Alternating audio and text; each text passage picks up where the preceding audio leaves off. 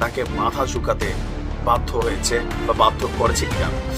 আপনার কেউ কেউ বলছেন যে এই যে ইস্যুটাতে হঠাৎ করে ডোনাল্ড ট্রাম্পের এই যে টার্নিং, এটাকে আরব বিশ্বের সিনিয়র বিশ্লেষক আব্দুল বারি আতওয়ান তিনি বলছেন যে এই যে হঠাৎ করে আমেরিকা যুদ্ধ একদম করবে, আগামী সপ্তাহে হামলা চালাবে, এত পরিমাণ বোমা মারবে যেটা ইরান কখনো দেখে নাই, সেইখান থেকে এই যে আলোচনার টেবিলে বসতে বাধ্য হয়েছে আমেরিকা। গতকাল একটা আলোচনা হয়েছে, আপডেট জানাচ্ছি। এইটা হচ্ছে ট্রাম্পকে ঝুঁকানো বা আমেরিকার বিরুদ্ধে ইরানের প্রথম গোল। কোন গোল? সরাসরি অ্যাকশন থেকে ডাইরেক্ট আলোচনার টেবিলে নিয়ে আসা বা বাধ্য করা বা টেকনিক্যালি পরিস্থিতি তৈরি করা, এটা ইরানের সফলতা হিসেবে দেখছেন এই আরব বিশ্লেষক।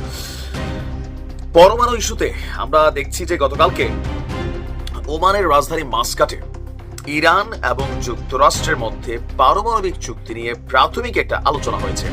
আর এতে অংশ নিয়েছেন ইরানের পররাষ্ট্রমন্ত্রী আব্বাস আরাকচি এবং যুক্তরাষ্ট্রের প্রতিনিধিত্ব করেছেন ট্রাম্পের মধ্যপ্রাচ্য বিষয়ক দূত স্টিভ উইটকফ। বৈঠক শেষে ইরানের পক্ষ থেকে জানানো হয় এবং যুক্তরাষ্ট্রের পক্ষ থেকে জানানো হয় যে দুই দেশ দ্রুত সময়ের মধ্যে তাদের একে অন্যের সাথে চুক্তি কমপ্লিট করবে।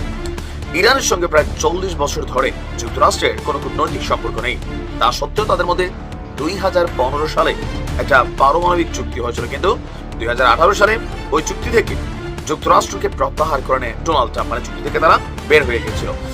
এরপর 18 টু 24 বা 25 এই 7 বছরে ইরান নিজেদেরকে যে জায়গায় পৌঁছে ফেলছে, এটা আমেরিকার জন্য একটা অকল্পনীয় ইস্যু ছিল যে বিশ্বজুড়ে এত পরিমাণ নিষেধাজ্ঞা, এত পরিমাণ চাপ, আরব রাষ্ট্রগুলোর সাথে এত